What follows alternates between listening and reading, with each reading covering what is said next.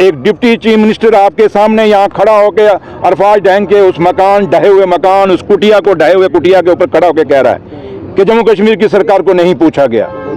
अगर honourable chief minister साहब को ये पूछा होता, ये फाइल उनके टेबल पे जाती, तो ये कतई ना होता, मैं दावे से कह सकता हूँ। मैं आपको एक ही बात कहूँगा कि मैं बड़े दुख से आया हूँ, और मैं आप लोग सब जानते हैं कि मैं यहाँ अगर आया हूँ तो मेरे लीडर और जम्मू कश्मीर के कायद और मुख्यमंत्री उमर अब्दुल्ला साहब की डायरेक्शन में आया हूँ। मैं रात को जब 8 बजे यहाँ पहुँचा, जम्मू में लैंड किया, उसमें क्योंकि मैं जल्दी, मेरी फ्लाइट थी लेकिन रात को फ्लाइट लेट हुई तो मैं अंधेरा पड़ गया। फिर मैंने इनके सोचा ये आगे डिस्टर्ब में तो और जाके क्या डिस्टर्ब करूँगा, मैं नहीं आया। अब सुबह आने का मकसद, सुबह मैं घर से निकला हूँ, सीधा पहले मैं यहीं आया हूँ। क्यों आया हूँ कि सरकार अपनी जिम्मेवारी जानती है, हम समझते हैं। और एक यूटी का चीफ मिनिस्टर जब अपनी वर्किंग कमेटी से उठ के बाहर आके एक बाइट दे रहे हैं, किस पे? क्योंकि जब पूरे जम्मू कश्मीर में क्राई मची कि एक नाजायज मकान को ढाया गया है, तो चीफ मिनिस्टर साहब को वहाँ, क्योंकि बात यहाँ कुछ लोग आए बीजेपी के, उन्होंने कहा जी क्या कर रही है उमर अब्दुल्ला सरकार। भाई उमर अब्दुल्ला सरकार का यहाँ कहाँ रोल है?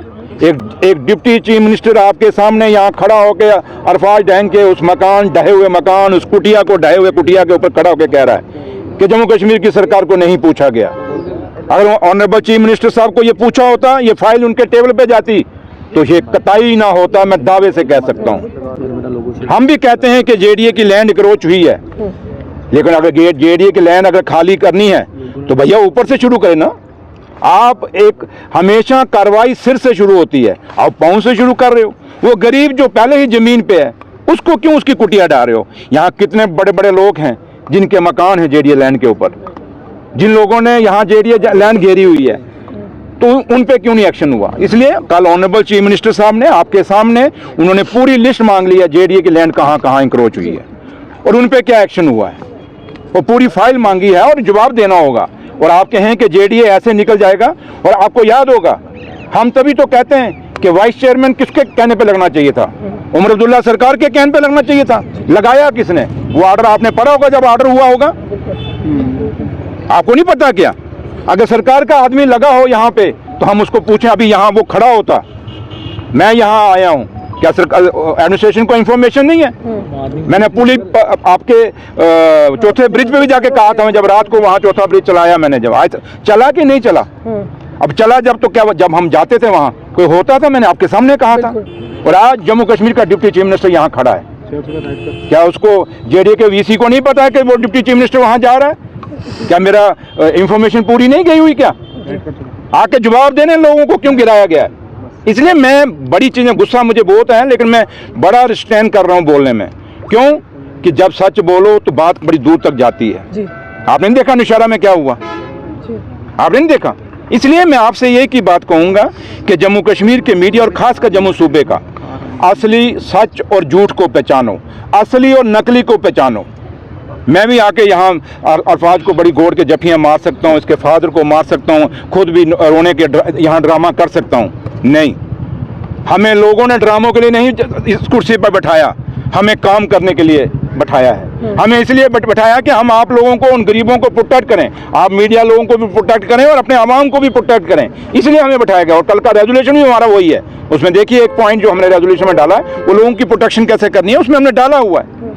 तो इसलिए जम्मू कश्मीर के लोगों की हिफाजत हमारा फ़र्ज है। और एक चीज़ आपको